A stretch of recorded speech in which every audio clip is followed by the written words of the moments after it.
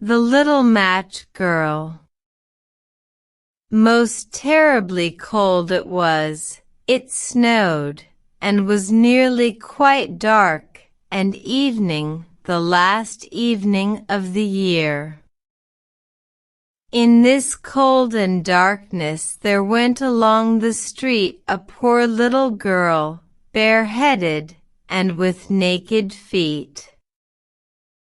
When she left home she had slippers on, it is true, but what was the good of that?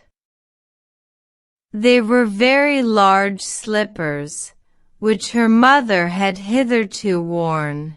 So large were they, and the poor little thing lost them as she scuffled away across the street, because of two carriages that rolled by dreadfully fast. One slipper was nowhere to be found. The other had been laid hold of by an urchin, and off he ran with it. He thought it would do capitally for a cradle when he some day or other should have children himself. So the little maiden walked on with her tiny naked feet, that were quite red and blue from cold. She carried a quantity of matches in an old apron, and she held a bundle of them in her hand. Nobody had bought anything of her the whole livelong day. No one had given her a single farthing. She crept along trembling with cold and hunger, a very picture of sorrow, the poor little thing. The flakes of snow covered her long fair hair, which fell in beautiful curls around her neck, but of that, of course, she never once now thought. From all the windows the candles were gleaming, and it smelt so deliciously of roast goose, for you know it was New Year's Eve. Yes, of that she thought. In a corner formed by two houses, of which one advanced more than the other, she seated herself down and cowered together. Her little feet she had drawn close up to her, but she grew colder and colder, and to go home she did not venture, for she had not sold any matches and could not bring a farthing of money. From her father she would certainly get blows, and at home it was cold too, for above her she had only the roof, through which the wind whistled, even though the largest cracks were stopped up with straw and rags. Her little hands were almost numbed with cold. Oh!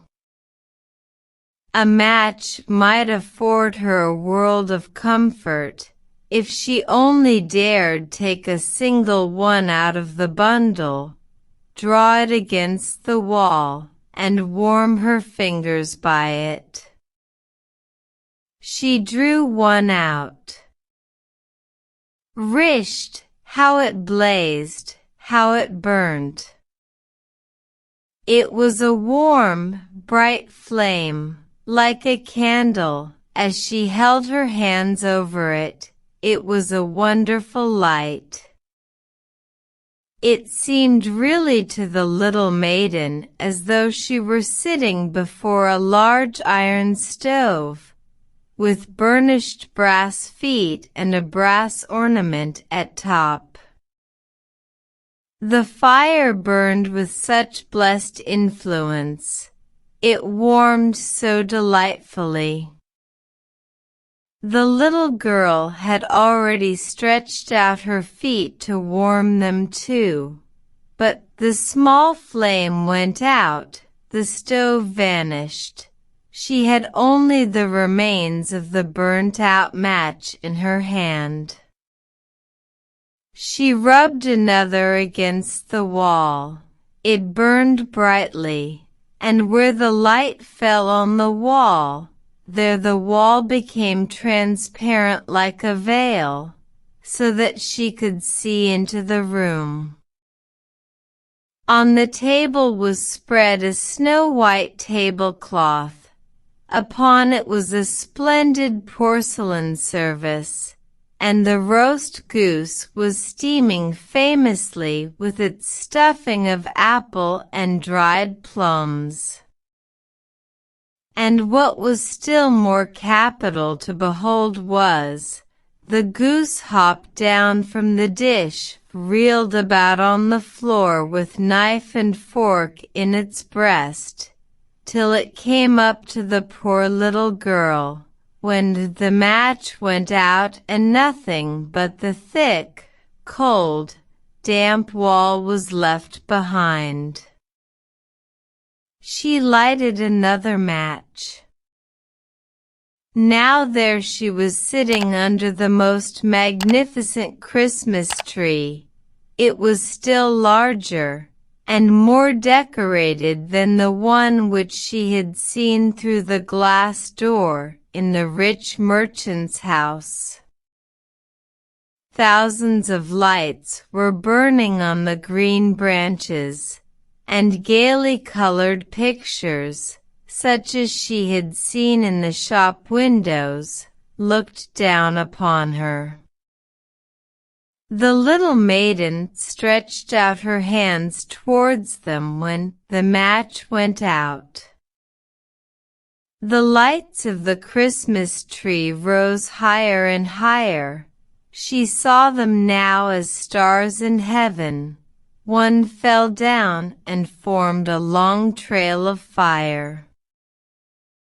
"Someone is just dead," said the little girl, for her old grandmother, the only person who had loved her, and who was now no more, had told her that when a star falls, a soul ascends to God.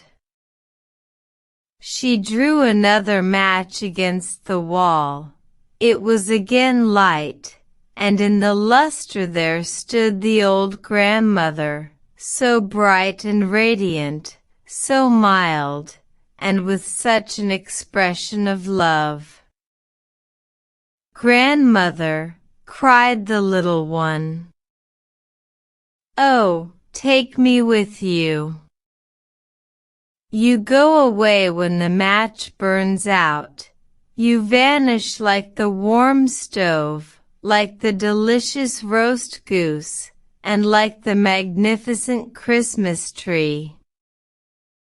And she rubbed the whole bundle of matches quickly against the wall, for she wanted to be quite sure of keeping her grandmother near her. And the matches gave such a brilliant light that it was brighter than at noonday. Never formerly had the grandmother been so beautiful and so tall. She took the little maiden on her arm, and both flew in brightness and in joy so high, so very high, and then above was neither cold, nor hunger, nor anxiety. They were with God. But in the corner, at the cold hour of dawn, sat the poor girl, with rosy cheeks and with a smiling mouth, leaning against the wall, frozen to death on the last evening of the old year. Stiff and stark sat the child there with her matches, of which one bundle had been burnt. She wanted to warm herself, people said. No one had the slightest suspicion of what beautiful things she had seen. No one even dreamed of the splendor in which, With her grandmother she had entered on the joys of a new year. The end.